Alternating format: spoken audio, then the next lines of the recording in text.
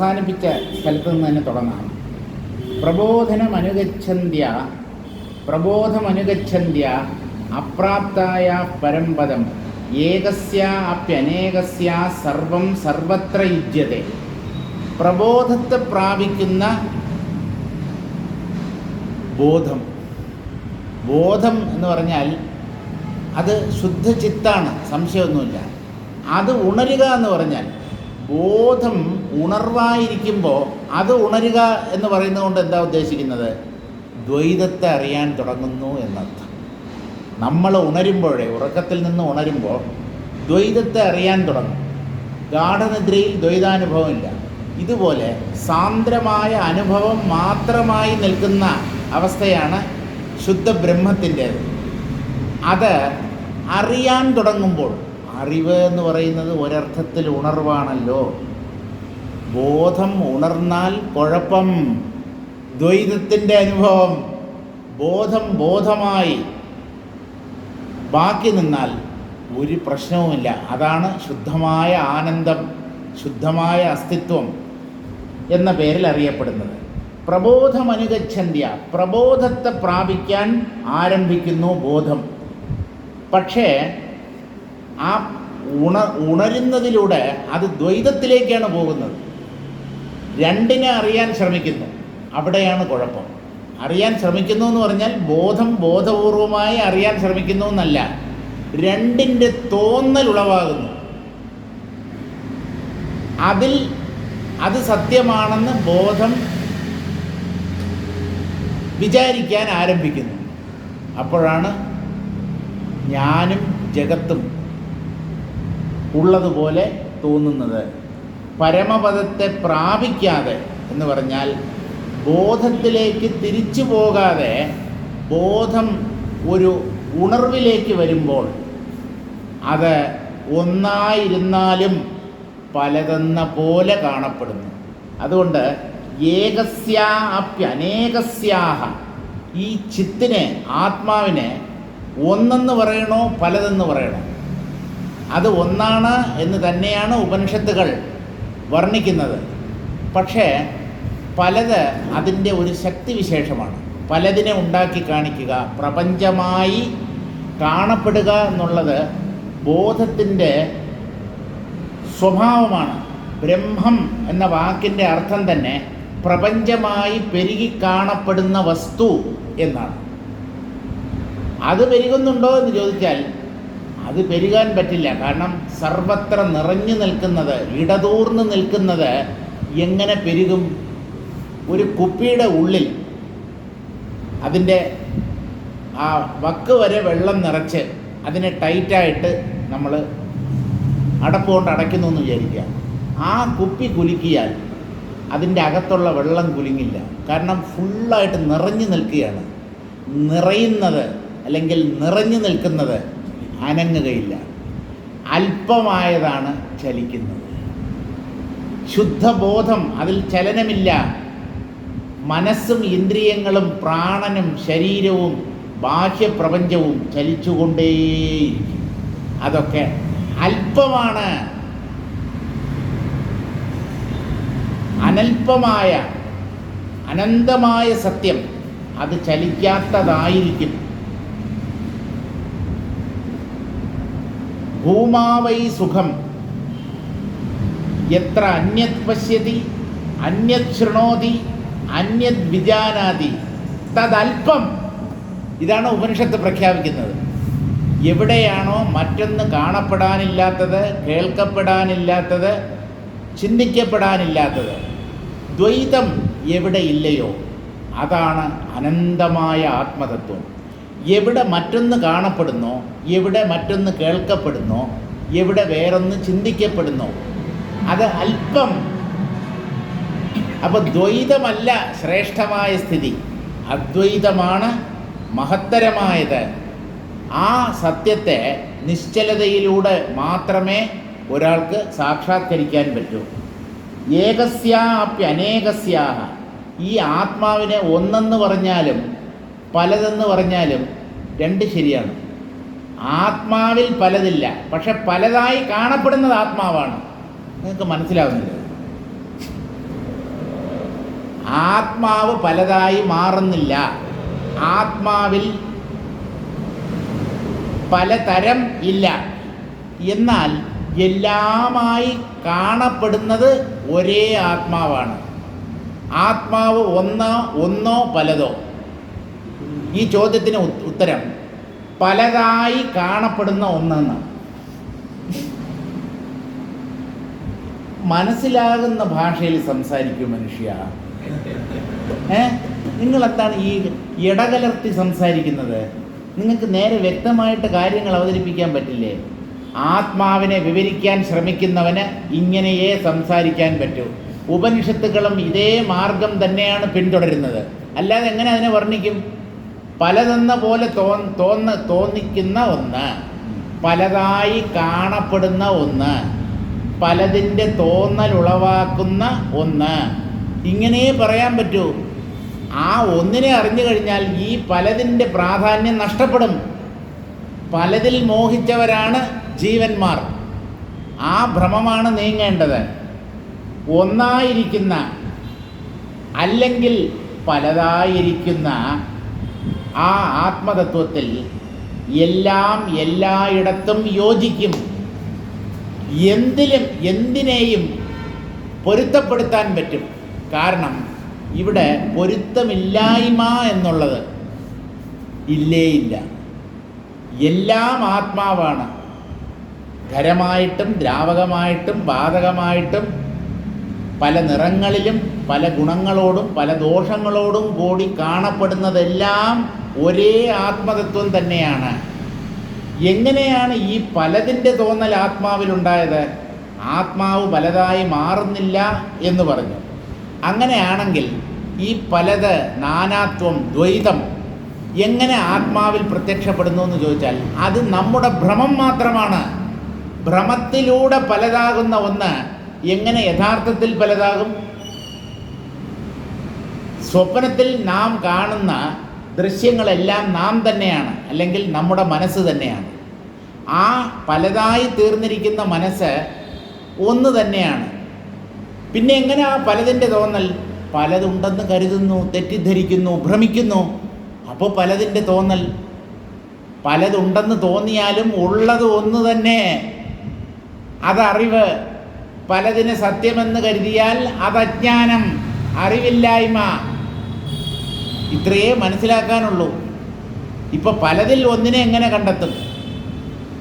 പലത് കാണുമ്പോൾ അതെല്ലാം ഒന്നാണെന്ന് ഓർമ്മിക്കണം, ആവർത്തിച്ച് ചിന്തിക്കണം, മനനം ചെയ്യണം, അതിനെ തന്നെ വിചാരം ചെയ്യണം.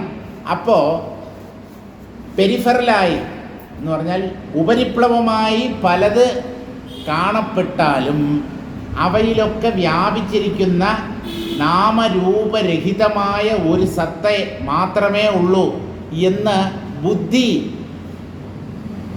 നമുക്ക് പറഞ്ഞു തരും. ആദ്യം ബുദ്ധിയെ നമ്മൾ പഠിപ്പിക്കും, പിന്നീട് ബുദ്ധി നമ്മെ പഠിപ്പിക്കും. ബുദ്ധി ജഡമാണ്, നമ്മൾ പഠിപ്പിച്ചാലേ അതിനെന്തെങ്കിലും മനസ്സിലാകത്തുള്ളൂ. ആ ബുദ്ധിയിൽ ഈ തത്വബോധം ഉറപ്പിച്ചാൽ, തത്വബോധം ഉറപ്പ് വന്ന ബുദ്ധി, വ്യവസായാത്മികാ ബുദ്ധി എന്ന് കൃഷ്ണൻ ഗീതയിൽ പറയുന്ന ആ ഏകത്വം ഉറപ്പ് വന്ന ബുദ്ധി മനുഷ്യനെ നേർവഴിക്ക് നയിക്കും. ആ ബുദ്ധിയാണ് അവനെ സത്യസാക്ഷാത്കാരത്തിൽ എത്തിക്കുന്നത്. പക്ഷെ അതിന് നമ്മൾ ആദ്യം തത്വബോധം ഈ ബുദ്ധിക്ക് ഉറപ്പ് വരുത്തണം. ബുദ്ധിയെ പറഞ്ഞ് മനസ്സിലാക്കണം ഒന്ന് മാത്രമേ ഉള്ളൂ എന്ന്. അങ്ങനെ ഒന്നായും പലതായും എങ്ങനെ വേണമെങ്കിലും നിങ്ങൾക്ക് കരുതാം. പലതായി കാണപ്പെടുന്ന ഒന്നെന്നോ പലതിൽ നിറഞ്ഞു നിൽക്കുന്ന ഒന്നെന്നോ എങ്ങനെ വേണമെങ്കിലും നിങ്ങൾക്ക് കരുതാം. പക്ഷേ ഒന്നേ ഉള്ളൂ. ആ ഒരു ധാരണയിൽ ഒരു വിട്ടുവീഴ്ചയും പാടില്ല. ശരിയായിട്ട് മനസ്സിലാക്കിയാൽ ആത്മാവ് ഏകമാണ്. അതല്ലാതെ അണുപോലും പലത് ഇല്ല. ഏകസ്യാപ്യനേകസ്യ സർവം സർവത്ര യുജ്യത്തെ. ഈ ഒന്ന് തന്നെയാണ് എല്ലാമായി കാണപ്പെടുന്നത് എന്നുള്ളത് കൊണ്ട് എല്ലാം എല്ലായിടത്തും യോജിക്കും. എന്തിനേയും ഉണ്ടാക്കി കാണിക്കാനുള്ള അല്ലെങ്കിൽ അനുഭവപ്പെടുത്താനുള്ള കഴിവ് ഈ ആത്മാവിലുണ്ട്. സർവശക്തമായ വസ്തുവാണ്, അല്ലെങ്കിൽ ഈശ്വരനാണ് ഈ ആത്മാവ്. ഇത് ഏതോ കാറ്റ് പോലെ ഇങ്ങനെ പാറി നടക്കുന്ന ഒന്നാണ്, അപ്പൂപ്പന്താടി പോലെ വായുവിൽ ഒഴുകി നടക്കുന്ന ഒന്നാണെന്നൊന്നും വിചാരിക്കരുത്. ആകാശത്തെ പോലെ അത് ശൂന്യതയുമല്ല. എങ്ങും നിറഞ്ഞു നിൽക്കുന്ന ആകാശം വാസ്തവത്തിൽ പൊള്ളയാണ്, ഒന്നുമില്ലായ്മയാണ്. അതാണ് ആകാശത്തിൻ്റെ സ്വരൂപം. ഇത് പൊള്ളയായ ഒന്നല്ല, സാന്ദ്രമായ ഘനീഭവിച്ച ഒന്നാണ് ഈ ആത്മതത്വം. അത് ആകാശത്തെക്കാളും സൂക്ഷ്മമായതുകൊണ്ട് ഒരർത്ഥത്തിൽ അത് പൊള്ളയാണ് എന്ന് പറയേണ്ടി വരും. പൊള്ളയായ ശൂന്യമെന്നോ ശൂന്യമായ പൊള്ള എന്നോ പറയാം. Solid vacuum or vacuum like solid. അതിനെ വാക്കുകൾ കൊണ്ട് വർണ്ണിക്കാൻ പറ്റില്ല. അങ്ങനെയാണ് ഈ പരസ്പര വിരുദ്ധങ്ങളെന്ന് തോന്നിക്കുന്ന വാക്കുകളിലൂടെ അതിനെ വിവരിക്കാൻ ശ്രമിക്കുന്നത്. ഒന്നും മിണ്ടാതിരിക്കുന്നതാണ് നല്ലത്. പക്ഷെ ഒന്നും മിണ്ടാതിരുന്ന കാര്യം നടക്കുമോ? മിണ്ടിയിട്ടേ കാര്യം നടക്കുന്നില്ല, പിന്നെ എങ്ങനെയാണ് മിണ്ടാതിരുന്ന കാര്യം നടക്കുക? ഇത്രയും ഗ്രന്ഥങ്ങൾ, ഇത്രയും മഹാത്മാക്കൾ ഏതൊക്കെ വീക്ഷണകോണുകളിലൂടെ ഈ സത്യത്തെ വെളിപ്പെടുത്തി, എന്തൊക്കെ ഉദാഹരണങ്ങളിലൂടെ ഇതിനെ പറഞ്ഞ് മനസ്സിലാക്കാൻ ശ്രമിച്ചു. ഇതുകൊണ്ടൊന്നും മനസ്സിലാക്കാൻ പറ്റുന്നില്ലെങ്കിൽ പിന്നെ മിണ്ടാതിരുന്നാൽ എങ്ങനെയാണ് മനസ്സിലാകുക? എന്നാൽ വാക്കുകളിലൂടെ അതിനെ പൂർണ്ണമായി വിവരിക്കാൻ പറ്റുമോ എന്ന് ചോദിച്ചാൽ, വാക്കിറന്ത പൂർണ്ണമായി, വാക്ക് ഇറന്ത പൂർണ്ണമായി. ഇറക്കുക എന്ന് തമിഴിൽ പറഞ്ഞാൽ മരിക്കുക എന്നാണ് അർത്ഥം. അവ ഇറന്നു പോനാൻ എന്ന് പറഞ്ഞാൽ മരിച്ചുപോയി. വാക്ക് മരിച്ചിരിക്കുന്ന തലമാണ്, പക്ഷേ പൂർണ്ണ വസ്തുവാണത്. വാക്കിനതിൽ പ്രവേശമില്ല. യതോ വാചോ നിവർത്തന്തേ അപ്രാപ്യ മനസാ സഹ. വാക്കുകൾക്കും മനസ്സിനും എത്തിപ്പെടാൻ കഴിയാത്ത തലമാണ് ആത്മതലം. അതിനെ വിവരിക്കാൻ വാക്കുകൾ ശ്രമിച്ചു, അവ പരാജയപ്പെട്ട് മടങ്ങി വന്നു. മനസ്സ് അതിനെ പിടിച്ചെടുക്കാൻ ശ്രമിച്ചു, പക്ഷേ അതിൻ്റെ 7 അയലത്ത് പോലും എത്താൻ മനസ്സിന് കഴിഞ്ഞില്ല. മനസ്സിനും വാക്കിനും എത്തിച്ചേരാൻ പറ്റാത്തത് അതിനെ എങ്ങനെ അറിയും? സൂക്ഷ്മമായ ബുദ്ധി കൊണ്ടറിയാൻ പറ്റും. ഏകത്വം ഉറപ്പ് വന്ന നിശ്ചലമായ ബുദ്ധി കൊണ്ട് ആ തത്വത്തെ വ്യക്തമായി അറിയാൻ പറ്റും. നമ്മുടെ പക്കലുള്ള ഈ ചഞ്ചലമായ മനസ്സും അജ്ഞത കലർന്ന ബുദ്ധിയും ആ സത്യത്തിൽ എത്തുകയില്ല. അപ്പോൾ ഇത് നല്ലതുപോലെ ഗ്രഹിക്കുക. ഇതിനെ കേട്ട് മനസ്സിലാക്കി കളയാം, വായിച്ച് മനസ്സിലാക്കി കളയാം, ചിന്തിച്ച് മനസ്സിലാക്കി കളയാം. അങ്ങനെയുള്ള ധാരണകളൊന്നും വേണ്ട. അത് വാക്ക്, മനസ്സ്, ചിന്ത, ബുദ്ധി ഈ തലങ്ങൾക്കെല്ലാം അപ്പുറത്താണ്. അതിനെ മനനം ചെയ്തു വേണം സാക്ഷാത്കരിക്കാൻ. പക്ഷേ മനസ്സിനപ്പുറത്ത് സ്ഥിതി ചെയ്യുന്ന ഒന്നിനെ എങ്ങനെ മനനത്തിലൂടെ നേടാൻ പറ്റും? ന്യായമായ ചോദ്യമാണ്. തത്വവിചാരം ചെയ്യണം, തത്വമനനം ചെയ്യണം. മനസ്സിനപ്പുറത്തുള്ളതിനെ മനനം ചെയ്യാൻ പറ്റില്ല. പിന്നെ ഈ മനനത്തിലൂടെ ആത്മാവിനെ നേടണം എന്ന് പറയുന്നതിൻ്റെ പൊരുളെന്താണ് എന്ന് ചോദിച്ചാൽ, അത് മനസ്സിനപ്പുറത്തുള്ളതാണ് എന്ന് ചിന്തിച്ചുറപ്പിക്കുക. മനസ്സിനപ്പുറത്തുള്ള ഒന്നിനെ എങ്ങനെയാ ചിന്തിച്ചുറപ്പിക്കുക? അത് നമ്മുടെ പക്കലുള്ള ഉപകരണങ്ങൾക്കൊന്നും വിഷയമാകാത്തതാണ് എന്നതിനെ ചിന്തിച്ചുകൊണ്ടിരിക്കൂ. അത് വാക്കിനും മനസ്സിനും അപ്പുറത്തുള്ള ഞാനായി പ്രകാശിക്കുന്ന സത്തയാണ്, ആ തത്വമാണ് ആത്മാവ് എന്ന് ഭാവന ചെയ്തോളൂ എന്നാണ് ശങ്കരാചാര്യസ്വാമികൾ അദ്ദേഹത്തിൻ്റെ ഉപദേശ സാഹസ്രി എന്ന ഗ്രന്ഥത്തിൽ പറയുന്നത്. അങ്ങനെ ഒരു കൃതിയുണ്ട്, ഉപദേശ സാഹസ്രി. 1000 ഉപദേശങ്ങൾ എന്നാണ് അതിൻ്റെ അർത്ഥം. 1000 ടീച്ചിങ്സ്. അതിൽ ആദ്യ ഭാഗം പദ്യവും രണ്ടാമത്തെ ഭാഗം ഗദ്യവുമാണ്. പദ്യവും ഗദ്യവും ഇടകലർന്ന ഒരു കൃതിയാണ് ഉപദേശ സാഹസ്രി. അപ്പോൾ ഇങ്ങനെയൊക്കെ ഉപനിഷത്തുകൾ പറയുമ്പോൾ അതിനെ വിചാരം ചെയ്യണം. തച്ചിന്തനം തത്കഥനം അന്യോന്യം തത് പ്രബോധനം ഏതദേകപരത്വം ഹി ജ്ഞാനാഭ്യാസം വിദുർബുധാഹ എന്നൊക്കെ വിദ്യാരണ്യ സ്വാമികളെ പോലെയുള്ള ധിഷണാശാലികൾ, സ്റ്റാൾവാർട്സ്. വിദ്യാരണ്യ സ്വാമിയുടെ ബുദ്ധിയൊക്കെ എന്ന് പറഞ്ഞാൽ അതിൻ്റെ ഏഴയലത്ത് നമുക്ക് ചെല്ലാൻ പറ്റില്ല. അപാരമായ ബുദ്ധിയാണ്. യുക്തിയുടെ സഹായത്തോടു കൂടി ഈ സത്യത്തിൻ്റെ അടുത്ത് വരെ നമ്മെ കൊണ്ടെത്തിക്കാൻ കഴിവുണ്ട് ഈ വിദ്യാരണ്യ സ്വാമിക്ക്. അദ്ദേഹത്തിൻ്റെ പഞ്ചദശി എന്ന കൃതി വായിച്ചു നോക്കുക. മുഴുവൻ യുക്തിഭദ്രമാണ്. യുക്തി അടിസ്ഥാനമാക്കി ഈ സത്യത്തെ തെളിയിച്ചു തരികയാണ്.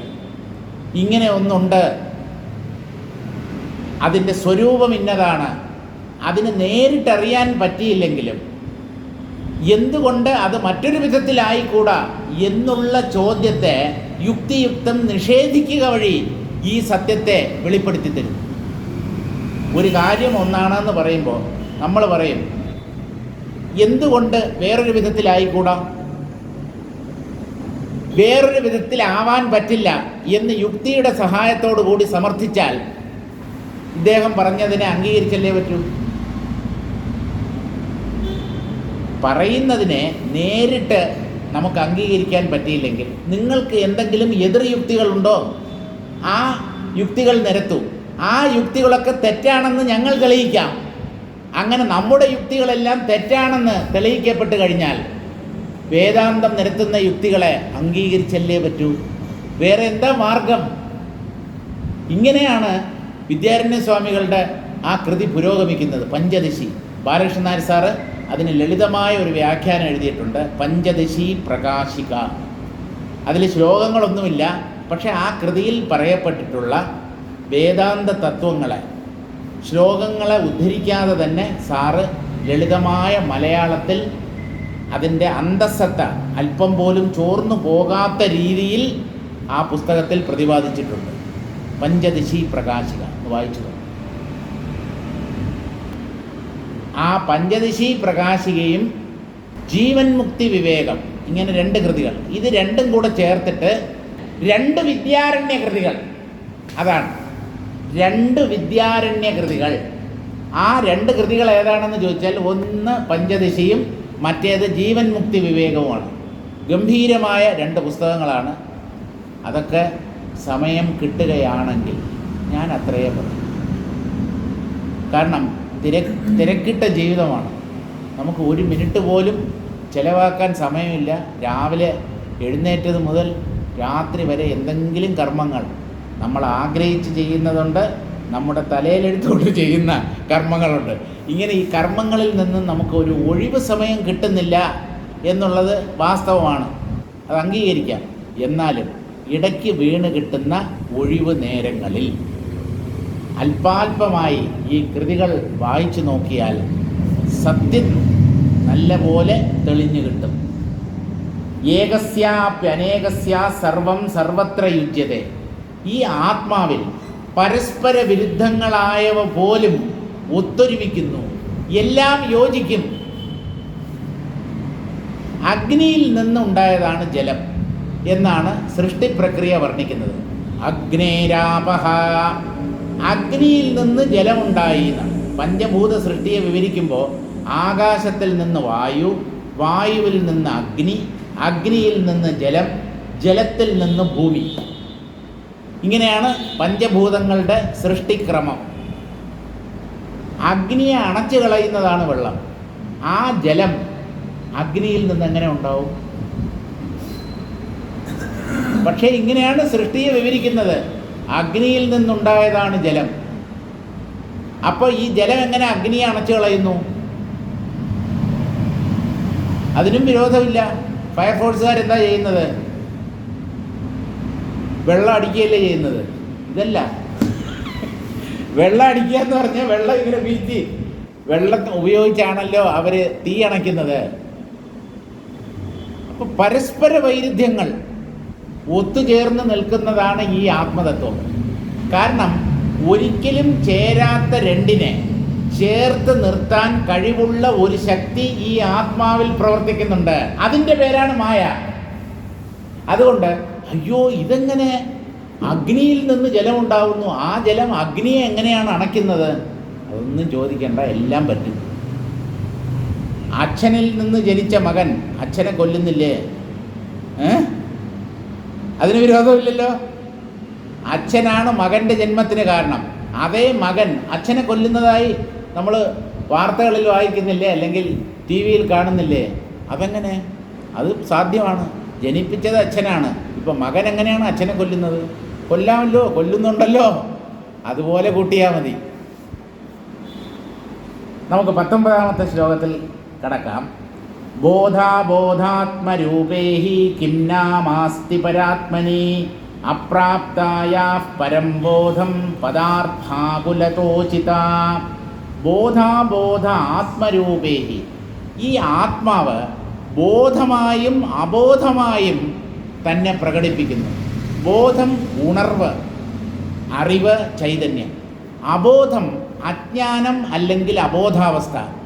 അതും ആത്മാവിൻ്റെ പ്രകടനമാണ്. അതെങ്ങനെയാണ് ബോധം അബോധമായും പ്രകടമാകുന്നത്? അറിവെങ്ങനെയാണ് അറിവില്ലായ്മയായി പ്രകടമാകുന്നത്? അത് സാധ്യമാണ് സുഹൃത്തേ, സർവശക്തമാണിത്. ഇതിന് പറ്റാത്തതായി ഒന്നുമില്ല.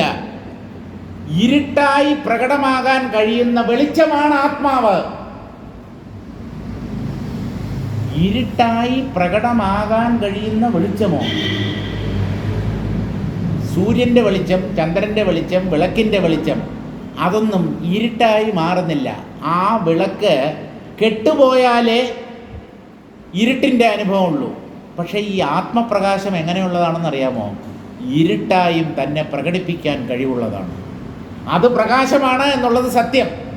പക്ഷേ ഇരുട്ടായി തന്നെ പ്രകടിപ്പിക്കാനുള്ള ശക്തി ഈ പ്രകാശത്തിനുണ്ട്. അഗ്നിയായി ജ്വലിക്കുന്നത് ഈ ആത്മതത്വമാണ്. ഒരു ജ്ഞാനിയുടെ ഉള്ളിൽ അന്തശീതളതയായി പ്രകാശിക്കുന്നതും ഇതേ ആത്മതത്വമാണ്.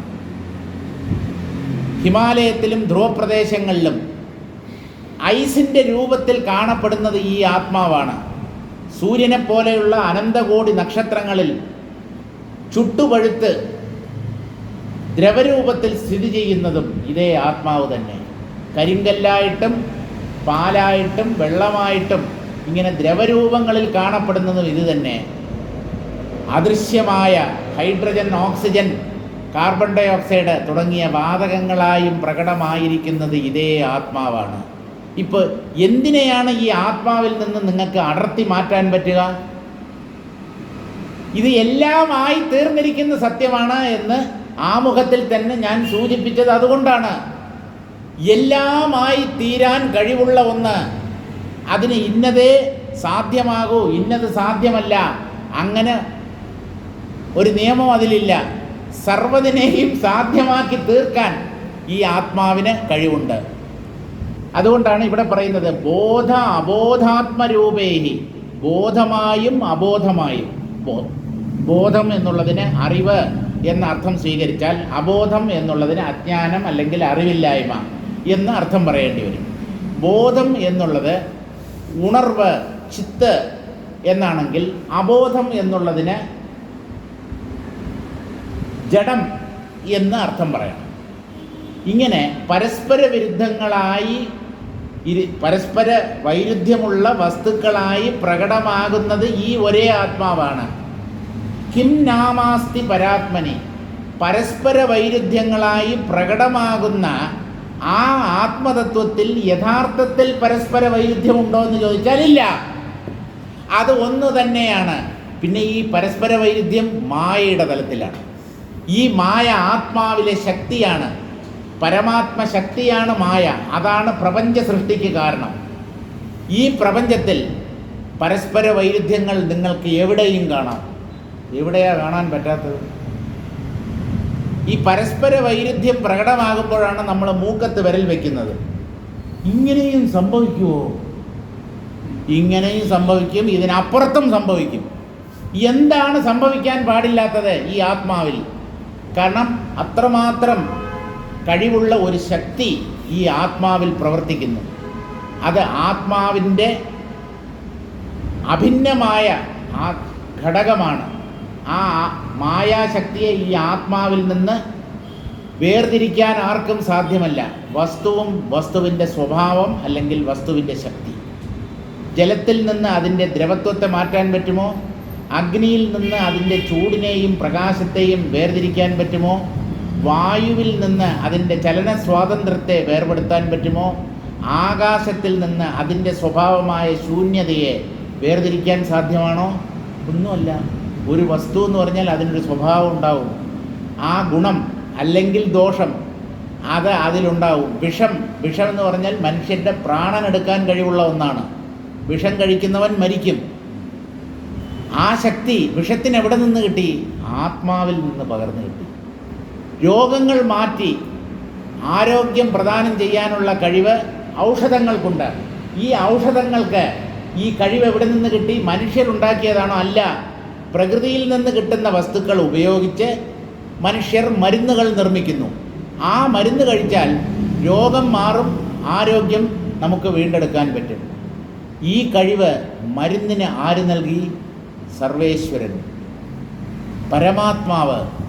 കൊല്ലുന്നതും അവൻ തന്നെ, കൊല്ലിക്കുന്നതും അവൻ തന്നെ, ചാവുന്നതും അവൻ തന്നെ. കൊല്ലുന്നവൻ, കൊല്ലിക്കുന്നവൻ, മരിക്കുന്നവൻ, ഇത് മൂന്നും ആത്മാവാണ്. അതെങ്ങനെയാണ്? ആത്മാവ് മരിക്കാത്ത സത്യമാണ് എന്നാണല്ലോ പറയുന്നത്. പിന്നെ ഈ മരിക്കുന്നവനും ആത്മാവ് തന്നെ. ലോകത്തിൽ മരിക്കുന്നതാരാണ്? ജീവജാലങ്ങൾ, മനുഷ്യർ, കൃമികീടങ്ങൾ, വൃക്ഷലതാദികൾ, ഇവയെല്ലാം മരിക്കുന്നവയാണ്. പക്ഷേ ഈ രൂപത്തിലൊക്കെ പ്രകടമായിരിക്കുന്നത് ആത്മാവായതുകൊണ്ട് ആ രൂപം മാറുമ്പോൾ ആത്മാവ് മരിക്കുന്നു എന്ന് മണ്ടന്മാർ കരുതുന്നു. ആ മണ്ടന്മാരോടുകൂടെ ചേർന്ന് നിന്നുകൊണ്ട് ആത്മാവ് മരിക്കുന്നതുമാണ് എന്ന് ഉപനിഷത്ത് പറയുന്നു. അത്രയേ ഉള്ളൂ. ആത്മാവ് മരിക്കുന്നില്ല. മരിക്കുന്നവയായി കാണപ്പെടുന്നത് ജീവികളുടെ ശരീരങ്ങൾ, അതുപോലും ആത്മാവാണ്. ശരീരം മരിക്കുമ്പോഴും അതിൻ്റെ ഉള്ളിലെ ചൈതന്യം, ചിത്ത്, അത് മരിക്കുന്നില്ല. അപ്പോൾ മരിക്കുന്നതായും മരിക്കാത്തതായും അല്പായുസുള്ളവയായും ചിരഞ്ജീവികളായും കാണപ്പെടുന്നത് ഒരേ ആത്മാവ്. നിസ്സാരമായവ എന്ന് നമ്മൾ പറഞ്ഞ് തള്ളിക്കളയുന്നു.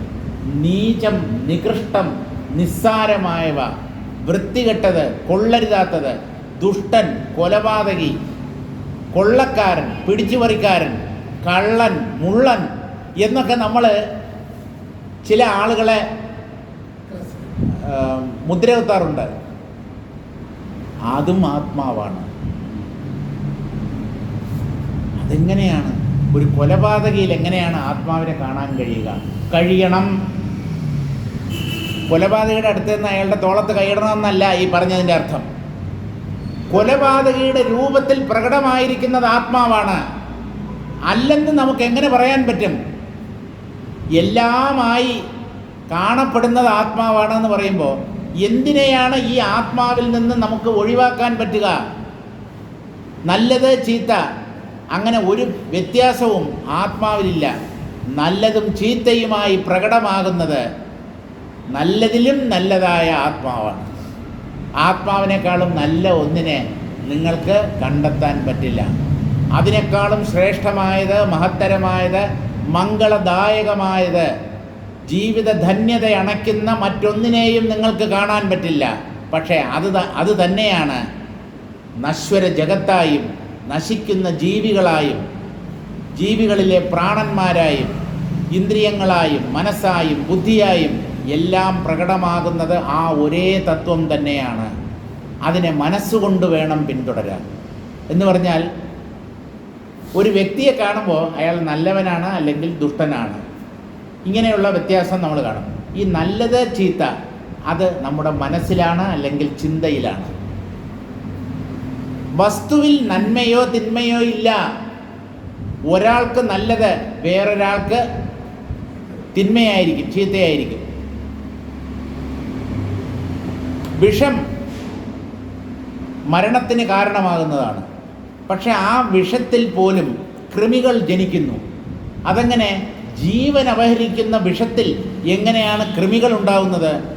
ആ കൃമികൾക്ക് ആ വിഷത്തിൽ ജനിക്കാനുള്ള ഒരു ശക്തി ഈശ്വരൻ കൊടുത്തിരിക്കുന്നു. ആ വിഷത്തിലാണ് അവ നീന്തുന്നത്.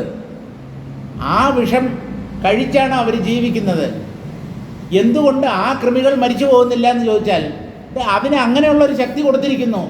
വിഷത്തിനെ ഭക്ഷിച്ച് വിഷത്തിൽ നിലനിൽക്കാനുള്ള ഒരു ശക്തി ആ ജീവികൾക്ക് ഈശ്വരൻ നൽകിയിരിക്കുന്നു. അപ്പോൾ ഓരോരോ ചുറ്റുപാടുകൾക്കനുസരിച്ച് നല്ലത് ചീത്ത എന്നുള്ള വ്യത്യാസമില്ലാതെ എവിടെയും ജീവനായി ഈ ആത്മാവിന് പ്രകടമാകാൻ കഴിയും. അതിനനുസൃതമായ ശരീരഘടനയോടും ശക്തിവിശേഷങ്ങളോടും കൂടി ജീവന്മാരായി ഈ ആത്മാവിന് പ്രകടമാകാൻ കഴിയും. അത് മനസ്സിലാക്കുക. ആ രൂപത്തിൽ മോഹിച്ചു പോകരുത്. ആ രൂപത്തിൽ പ്രകടമായിരിക്കുന്നത് ആത്മാവാണ് എന്ന് ഉള്ളുകൊണ്ട് ഓർമ്മിക്കുക, ചിന്തിച്ച് തീരുമാനിക്കുക. ബോധാബോധാത്മരൂപം, ബോധവും അബോധവുമായി കാണപ്പെടുന്നത് ഈ ആത്മാവാണ്. ഗാഠനിദ്രയായി പ്രകടമാകുന്നത് ഏതാണ്? ഉണർവാണ് ഗാഠനിദ്രയായി പ്രകടമാകുന്നത്. ഉണർവ് എങ്ങനെയാണ് ഉറക്കമായി മാറുന്നത്? ഉറക്കത്തിൽ നിന്ന് നമ്മൾ എങ്ങനെയാണ് ഉണരുന്നത്? ഏതെങ്കിലും ചോദ്യത്തിന് നമ്മുടെ പക്കൽ ഉത്തരവുണ്ടോ? ഇപ്പോൾ നമ്മൾ ഉണർന്നിരിക്കുന്നു, ബോധത്തോടു കൂടിയിരിക്കുന്നു. ബോധം കെട്ട് വീഴുമ്പോൾ ഇതേ ബോധം അബോധാവസ്ഥയിലേക്ക് പോവുകയാണ്. അല്ലാതെ അബോധാവസ്ഥയിലേക്ക് പോകുന്നത് ഏതാണ്? നിങ്ങൾ പറയൂ. ബോധമല്ലെങ്കിൽ അബോധാവസ്ഥയെ പ്രാപിക്കുന്നത് ഏതാണ്? ഒരേ ബോധം ഉണർവായും ബോധക്ഷയമായും തന്നെ പ്രകടമാക്കുന്നു.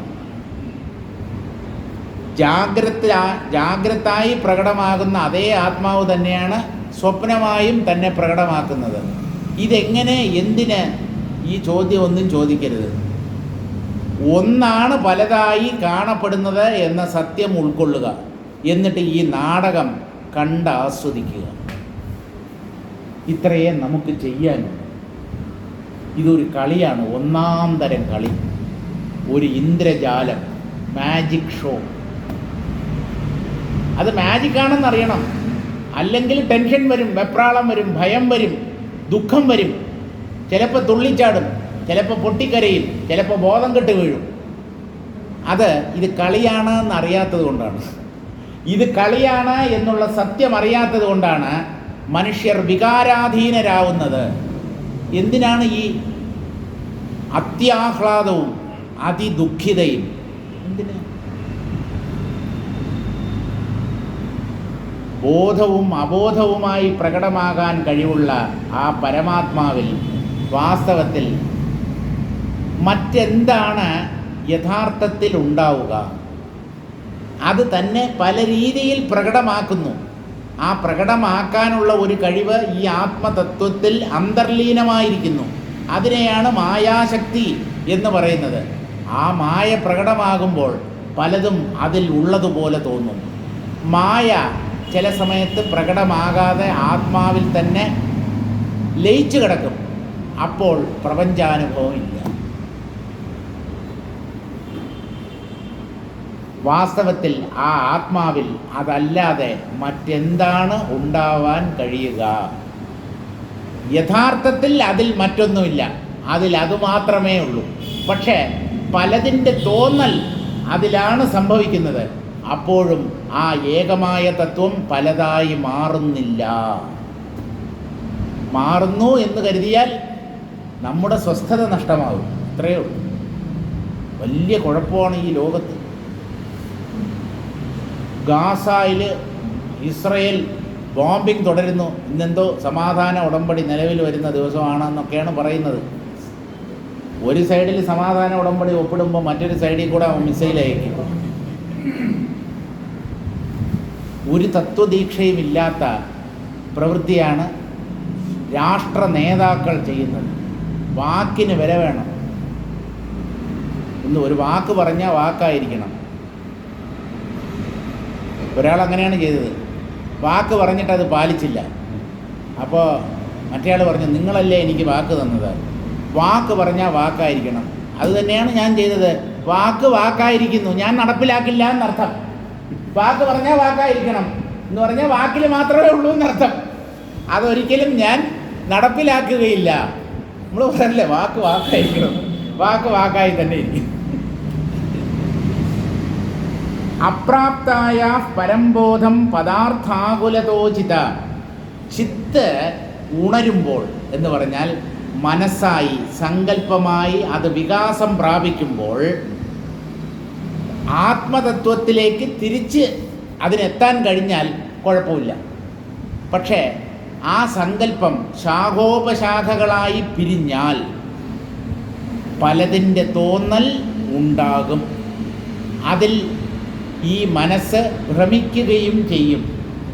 അതുകൊണ്ട് ശുദ്ധബോധത്തിൽ എത്താത്ത മനസ്സ് പദാർത്ഥങ്ങളായി പ്രപഞ്ചമായി കാണപ്പെടുന്നതിൽ ഒരു അനൗചിത്യവുമില്ല. അത് തികച്ചും സാധ്യമാണ്. അതിൽ പൊരുത്തക്കേടൊന്നുമില്ല എന്നാണ് പറയുന്നത്. പരമാത്മാവിൽ തിരിച്ച് ലയിക്കാത്ത മനസ്സ് സങ്കല്പം പൊന്തി, ഞാനെന്ന ഭാവം പൊന്തി, തത്വവിചാരത്തിലൂടെ അതിനെ അപ്പോൾ തന്നെ ഉറവിടത്തിൽ ലയിപ്പിച്ചു കഴിഞ്ഞാൽ ഒരു പ്രശ്നവും സംഭവിക്കുകയില്ലായിരുന്നു. പക്ഷേ ആ സങ്കല്പം, ഞാനെന്ന ആദി സങ്കല്പം പലതായി പിരിയുന്നു. അതാണ് മനസ്സ് വികസിക്കുക എന്ന് പറയുന്നത്. ശാഖോപശാഖകളായി പിരിയുന്നു. അപ്പോഴാണ് പ്രപഞ്ചാനുഭവം ഉണ്ടാവുന്നത്. സത്യത്തിലേക്ക് തിരിച്ചു ലയിക്കാത്ത മനസ്സിന് പദാർത്ഥാനുഭവം ഒഴിവാക്കാൻ പറ്റാത്തതാണ്. പലതിനെയും കണ്ടേ പറ്റൂ, അറിഞ്ഞേ പറ്റൂ, അനുഭവിച്ചേ പറ്റൂ. എന്തുകൊണ്ട് ഒന്നിൽ ശ്രദ്ധ കേന്ദ്രീകരിക്കുന്നില്ല? ഒന്നിനെ തന്നെ എന്തുകൊണ്ട് ചിന്തിക്കുന്നില്ല, ഫോക്കസ് ചെയ്യുന്നില്ല? പലതിലാണ് നമ്മുടെ ശ്രദ്ധ. ശ്രദ്ധ ചിതറിയാൽ, ശ്രദ്ധ ശാഖോപശാഖകളായി പിരിഞ്ഞാൽ പലത് കണ്ടേ പറ്റൂ. ശ്രദ്ധ ഒന്നിലായാൽ ഒന്നിനെ മാത്രമേ നിങ്ങൾ കാണൂ. പലതിൻ്റെ തോന്നലുണ്ടെങ്കിലും നിങ്ങളുടെ ശ്രദ്ധ, ഏകാഗ്രത, അന്തർമുഖത്വം ഒന്നിലാണെങ്കിൽ ആ ആത്മതത്വത്തെ മാത്രമേ നിങ്ങൾക്ക് എവിടെയും കാണാൻ കഴിയൂ. അങ്ങനെ മനസ്സിനെ പാകപ്പെടുത്തിയെടുക്കുക. പിടയുന്ന ഒരു ജീവി വേദന കൊണ്ടോ അല്ലെങ്കിൽ കാറോ ബസ്സോ പോലെയുള്ള വാഹനങ്ങൾ അതിൻ്റെ പുറത്ത് കയറിയത് കൊണ്ടോ തറയിൽ കിടന്ന് പിടയുകയാണ്. ഇത് ബ്രഹ്മമാണെന്ന് കാണാൻ പറ്റുമോ? പറ്റണം. പിടയുന്നത് ശരീരമാണ്. പ്രാണൻ ആ ശരീരത്തിൽ നിന്ന് പുറത്തേക്ക് പോകാൻ തയ്യാറാവുന്നു. അപ്പോഴാണ് ഈ പിടച്ചിലുണ്ടാവുന്നത്. പ്രാണന്റെ അധിഷ്ഠാനമായ ചിത്ത് അനങ്ങുന്നില്ല. ആ ചിത്തിൽ ശ്രദ്ധ കേന്ദ്രീകരിക്കാൻ പറ്റുമോ? എങ്ങനെയാണ് ശ്രദ്ധ കേന്ദ്രീകരിക്കുന്നത്? അത് ചിത്താണ് എന്ന് ഓർമ്മിക്കണം. ചിത്തിൽ നിന്നുള്ള സ്പന്ദനമാണ് പ്രാണൻ. ആ പ്രാണൻ ഘനീഭവിച്ചതാണ് ശരീരം. പ്രാണൻ കട്ടിപിടിച്ചാൽ സ്ഥൂല ശരീരം. പ്രാണന്റെ തന്നെ മറ്റൊരു രൂപമാണ് ശരീരം. ആ ശരീരത്തെ ഉജ്ജീവിപ്പിച്ച് നിർത്തുന്നത് ഈ പ്രാണശക്തിയാണ്. പ്രാണൻ സ്പന്ദന സ്വഭാവത്തോടു കൂടിയതാണ്. ആ സ്പന്ദനത്തിന് ഇടമരുളുന്ന അല്ലെങ്കിൽ സ്പന്ദനങ്ങൾക്ക് അധിഷ്ഠാനമായിരിക്കുന്ന ആത്മതത്വം അസ്പന്ദമാണ്. നിന്നിൽ അസ്പന്ദമാകണം എന്ന് ഗുരുദേവൻ പറയുന്നത് അതാണ്. ദൈവദശകത്തിൽ നിന്നിടും ദൃക്കുപോലുള്ളം നിന്നിൽ അസ്പന്ദമാകണം. മനസ്സൽപ്പം പോലും ചലിക്കാതെ കാറ്റില്ലാത്ത സ്ഥലത്ത് വച്ചിട്ടുള്ള ഒരു വിളക്കിൻ്റെ നാളം പോലെ അത് നിശ്ചലം അത് തന്നെയാണ് അനങ്ങാത്തത് എന്ന് പറയുന്നത്. ഫ്ലിക്കറിംഗ് ഇല്ല. A non flickering flame of a lamp which is placed in a windless point. കാറ്റില്ലാത്ത സ്ഥലത്ത് വെച്ചിട്ടുള്ള ഒരു വിളക്കിൻ്റെ ആ ശിഖ പോലെ, അതിൻ്റെ ജ്വാല പോലെ മനസ്സ് ആടാതെ ചലിക്കാതെ നിശ്ചലമായി തീർന്നാൽ മനസ്സിൻ്റെ ആ നിശ്ചല അവസ്ഥ തന്നെയാണ് ആത്മാനുഭവം. പക്ഷേ ആ മനസ്സ് അത്ര പെട്ടെന്നൊന്നും അതിൻ്റെ ചലനം നിർത്തില്ല. എന്തെങ്കിലുമൊക്കെ വിചാരിച്ചുകൊണ്ടിരിക്കും. അത് ചലിച്ചുകൊണ്ടേയിരിക്കും. അതിൻ്റെ ചലനം പൂർണ്ണമായി നിലച്ചാൽ, ചലനം നിലച്ച മനസ്സിൻ്റെ പേരാണ് ബ്രഹ്മം. ബ്രഹ്മത്തിൽ ശക്തി രൂപത്തിൽ അല്ലെങ്കിൽ സ്പന്ദന രൂപത്തിൽ, സങ്കല്പ രൂപത്തിൽ മായ പ്രകടമാകുമ്പോൾ അപ്പോൾ അതിൻ്റെ പേര് മനസ്സ്. നമ്മൾ ഈ മനസ്സിനെ വെച്ചുകൊണ്ട് ആത്മാവിനെ അറിയാൻ ശ്രമിക്കുന്നു. സാധ്യമല്ല. മനസ്സ് അസ്പന്ദമാകണം, ചലിക്കാത്തതാവണം. ഇങ്ങനെ പരമസത്യത്തിൽ എത്തിച്ചേരാത്ത മനസ്സ് അനേകം ദൃശ്യങ്ങളെ അല്ലെങ്കിൽ പദാർത്ഥങ്ങളെ അനുഭവിക്കും എന്നുള്ളതിൽ ഒരു യുക്തിരാഹിത്യവുമില്ല. അത് തികച്ചും അനുയോജ്യം തന്നെയാണ്. ആത്മാവിൽ ഒടുങ്ങുന്ന മനസ്സ് ദ്വൈതത്തെ അനുഭവിക്കില്ല. അദ്വൈതം മാത്രമേ അപ്പോൾ അനുഭവപ്പെടുകയുള്ളൂ. ബോധാബോധാത്മരൂപേ ശബളേ കിം നാമാസ്തി. ബോധവും അബോധവുമായി പ്രകടമാകുന്നത് ഈ ദ്വൈതം രണ്ടിൻ്റെ തോന്നൽ ഉളവാക്കുന്നത് മായയാണ്. ശബളം എന്ന് പറഞ്ഞാൽ ഇവിടെ മായ എന്നാണ് അർത്ഥം. വർണ്ണശബളം എന്ന് പറഞ്ഞാൽ കളർഫുൾ എന്ന് നമ്മൾ പറയാറില്ലേ, പല വർണ്ണങ്ങളുള്ളത്, പലതിനെ ഉണ്ടാക്കി കാണിക്കുന്നതാണ് ഈ മായയുടെ പ്രധാന ജോലി.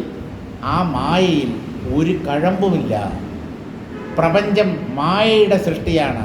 അതുകൊണ്ട് ഈ പ്രപഞ്ചം ഇല്ലാത്തതാണ്. ഇതിന് ആത്മഭിന്നമായ ഒരു സത്തയില്ല.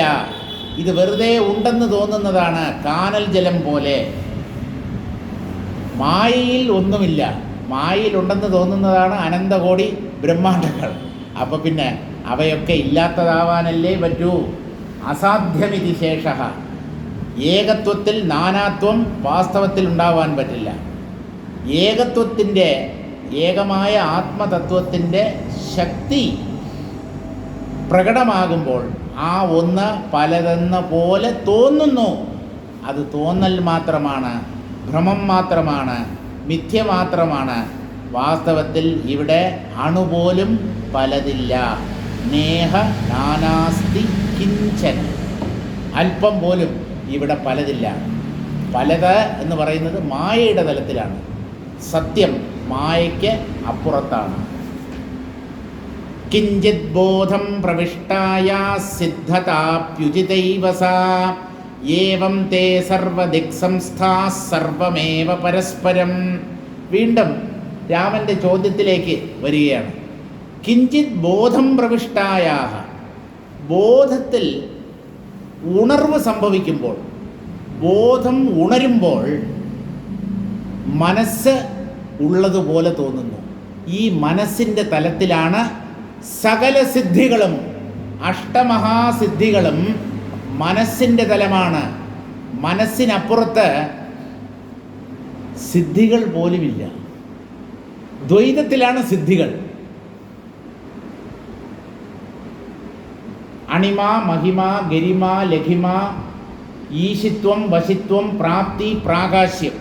ഇതാണ് 8 മഹാസിദ്ധികൾ, അഷ്ടമഹാസിദ്ധികൾ എന്ന് പറയും. ഈ സിദ്ധികൾ പോലും മായയ്ക്കകത്താണ്. ആത്മാവ് മനസ്സായി പ്രകടമാകുമ്പോഴാണ് സിദ്ധികൾ പോലും ആവിർഭവിക്കുന്നത്. പക്ഷേ സാധാരണ മനസ്സിൽ, ചഞ്ചല മനസ്സിൽ സിദ്ധികൾ ഉണ്ടാവില്ല. മനസ്സ് സങ്കല്പാത്മകമാകുമ്പോൾ ആ സങ്കല്പത്തെ കുറേയൊക്കെ നിയന്ത്രിച്ച് മനസ്സിനെ മെരുക്കിയെടുക്കുന്നവർക്ക് ഈ സിദ്ധികളെല്ലാം അനായാസം നേടാം. അതൊക്കെ മനസ്സിൻ്റെ തലമാണ്.